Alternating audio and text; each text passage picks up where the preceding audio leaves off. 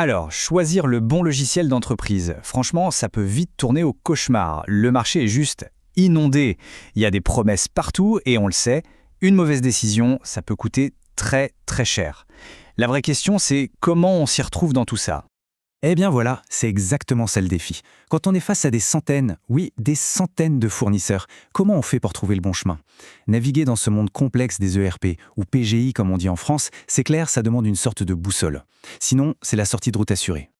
Et cette boussole, eh bien, la voilà. C'est le fameux, le très connu, Magic Quadrant de Gartner. Pensez-y comme à une carte qui met un peu d'ordre dans ce chaos et qui nous montre qui fait quoi sur le marché. Allez, dans les minutes qui suivent, on va décortiquer ça ensemble pour bien comprendre ce que ça veut dire. Bon, pour bien se servir de cette carte, la première étape, c'est évidemment d'apprendre à la lire. C'est un outil super puissant, mais il faut en connaître les codes. Ok, juste pour être sûr qu'on parle tous de la même chose. Un ERP Cloud, c'est quoi au juste? En gros, c'est la technologie qui va automatiser tout un tas de trucs dans une entreprise. La compta, les RH, la gestion de projet, tout ça. Et la partie cloud, ça veut simplement dire que c'est livré via un abonnement, un peu comme Netflix, mais pour le business. Ce fameux quadrant, il est construit sur deux axes. C'est ça la clé. L'axe vertical, c'est la capacité d'exécution. En clair, est-ce que le fournisseur est bon, là, maintenant? Est-ce qu'il assure? Et puis l'axe horizontal, c'est l'exhaustivité de la vision. Là, on se demande, est-ce qu'il a compris où va le marché? Est-ce qu'il innove? C'est le présent contre le futur, en quelque sorte. Et on commence par le Saint Graal, le carré en haut à droite, celui des leaders. C'est là que tout le monde veut être. Les leaders, ce sont tout simplement les champions. Ils sont bons aujourd'hui et ils savent où ils vont demain. Ils ont la vision et ils ont aussi la puissance pour la mettre en œuvre. Et là, sans grande surprise, on retrouve les poids lourds du secteur. Oracle, Workday, SAP, Microsoft, bref, les noms qu'on connaît tous. Ils ne sont pas juste là parce qu'ils sont gros. Selon Gartner, ce sont eux qui donnent le là, qui définissent les règles du jeu pour tout le marché. Maintenant, si on se décale à gauche des leaders, on tombe sur les challengers. Eux, ils sont très très bons dans l'exécution. Ils ont de gros clients, ils savent faire le job, mais Gartner pense qu'il leur manque peut-être cette petite étincelle, cette vision à long terme qui caractérise les leaders. En bas à droite, là on a les visionnaires, et le nom dit tout. Ce sont ceux qui ont les idées de génie, qui voient le futur avant tout le monde. Le hic, c'est qu'ils n'ont pas toujours la machine de guerre derrière pour transformer ces idées en produits de masse. Pas encore en tout cas. Et pour finir, le carré en bas à gauche, celui des acteurs de niche. Eux, ce sont les spécialistes, les experts d'un domaine très précis. Ils ne cherchent pas à plaire à tout le monde, non. Ils choisissent un petit segment du marché et ils sont les meilleurs dedans. C'est leur force.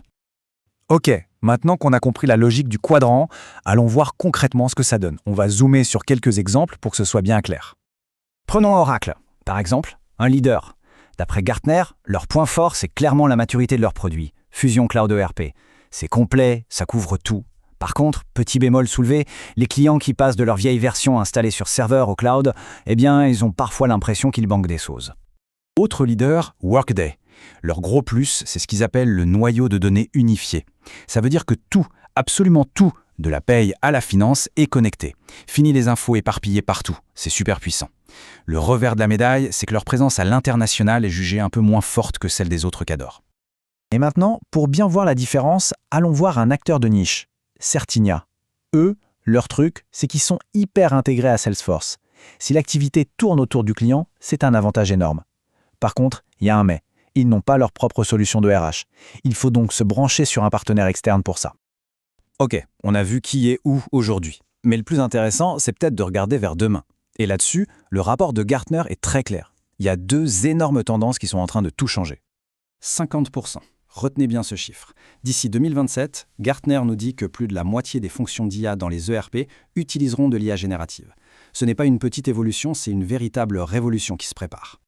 Et une autre prédiction tout aussi importante, c'est le grand retour des suites complètes. La tendance qui consistait à bricoler avec plein de petits logiciels différents, c'est en train de s'inverser. On recherche à nouveau des plateformes unifiées où toutes les données importantes sont au même endroit. Et c'est là qu'un mot-clé apparaît, l'ERP composable. C'est quoi ça?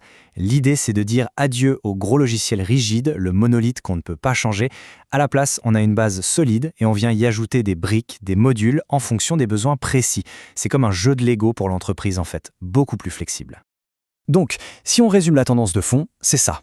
Le marché est en train de basculer. On quitte l'ère des systèmes géants et rigides pour entrer dans celle des plateformes flexibles, intelligentes et super intégrées. L'agilité devient le maître mot. Très bien. Alors, qu'est-ce qu'on retient de tout ça? Comment on transforme cette analyse en décision stratégique? Alors, pour résumer, premier point, le marché de l'ERP Cloud est en pleine forme. Ça bouge, c'est bon signe. Deuxièmement, les deux mots d'ordre pour l'avenir, c'est IA et composable. Il faut avoir ça en tête.